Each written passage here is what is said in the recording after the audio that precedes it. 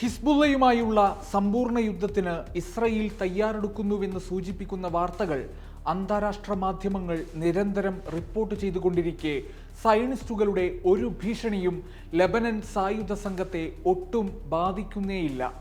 അവസാന ശ്വാസം വരെയും അടിച്ചാൽ തിരിച്ചടിക്കുമെന്ന നിലപാട് ആവർത്തിക്കുന്ന ഹിസ്ബുള്ളയ്ക്ക് യുദ്ധത്തിന്റെ വരും വരായികകളെക്കുറിച്ചോ പ്രത്യാഘാതങ്ങളെക്കുറിച്ചോ ആശങ്കയില്ല എന്നതും വ്യക്തമാണ്.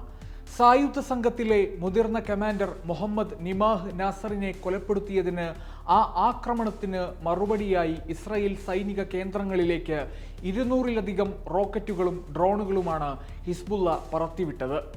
ഗസയിൽ യുദ്ധം ആരംഭിച്ച ശേഷം ഇസ്രായേലിനെതിരെ ഹിസ്ബുള്ള നടത്തുന്ന ഏറ്റവും വലിയ ആക്രമണമാണിതെന്ന് വിലയിരുത്തുകയാണ് യുദ്ധ നിരീക്ഷകർ. അതിർത്തി കടന്നുള്ള 9 മാസത്തെ പോരാട്ടത്തിൽ കൊല്ലപ്പെട്ട ഹിസ്ബുള്ളയുടെ മൂന്നാമത്തെ ഉന്നത ഉദ്യോഗസ്ഥനാണ് ഹജ് അബു നിമ എന്നറിയപ്പെടുന്ന മുഹമ്മദ് നിമാഹ് നാസർ. അദ്ദേഹത്തിന്റെ മരണം ഹിസ്ബുള്ളയെ അങ്ങേയറ്റം പ്രകോപിപ്പിക്കുകയും ഇസ്രായേലിലേക്ക് 100-ലധികം റോക്കറ്റുകൾ വിക്ഷേപിച്ച് പകരത്തിന് പകരം വീട്ടാൻ ഹിസ്ബുള്ളയെ പ്രേരിപ്പിക്കുകയുമായിരുന്നു.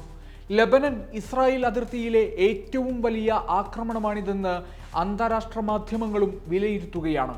വടക്കൻ ഇസ്രായേലിലെയും അധിനിവേശ സിറിയൻ ഗോലാൻ കുന്നുകളിലെയും നിരവധി സൈനിക താവളങ്ങളിൽ ലെബനൻ സായുധ സംഘം ഡ്രോണുകൾ ഓരോന്നോരോന്നായി വിക്ഷേപിച്ച് ഇസ്രായേൽ സൈന്യത്തെ നിഷ്പ്രഭരാക്കുകയായിരുന്നു.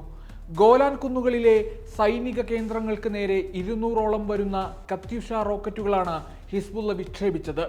നെഫാബാരക്കിലെ ഗോരാൻ ഡിവിഷൻ ആസ്ഥാനം, കൊയലാബാരിക്കിലെ മിസൈൽ പ്രതിരോധ ആസ്ഥാനം എന്നിവയാണ് ഹിസ്ബുള്ള ലക്ഷ്യമിട്ടത്.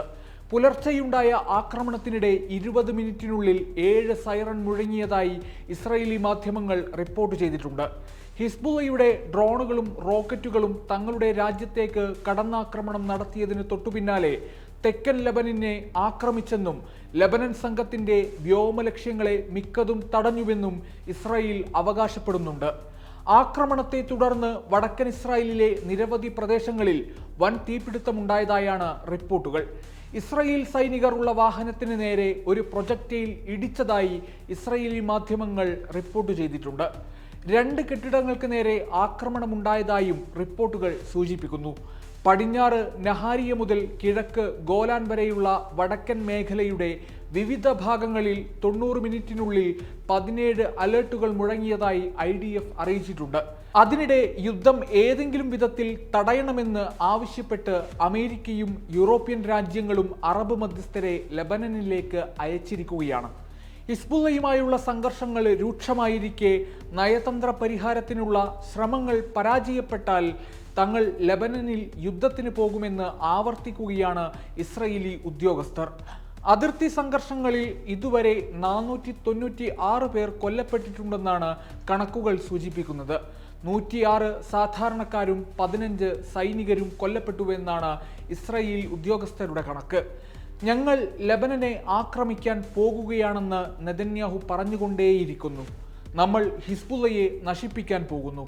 എന്നാൽ അവർ ഗസയിൽ യുദ്ധം ചെയ്യുമ്പോഴും അത് ചെയ്യാനുള്ള ശേഷി അവർക്കില്ല. ബെയ്റൂത്ത് അമേരിക്കൻ യൂണിവേഴ്സിറ്റിയിലെ പൊളിറ്റിക്കൽ അനലിസ്റ്റ് റാമി ഗൗരി അൽ ജസീറയോട് പറഞ്ഞത് ഇപ്രകാരമാണ്: നിലവിലെ ആക്രമണങ്ങൾക്ക് വിരാമമുണ്ടാകണമെങ്കിൽ ഗസയിൽ വെടിനിർത്തൽ വേഗത്തിലാക്കുകയെന്നതാണ് നെതന്യാഹുവിന് മുന്നിലുള്ള ഏക വഴിയെന്ന് ഒറ്റക്കെട്ടായി പറയുകയാണ് യുദ്ധ നിരീക്ഷകർ.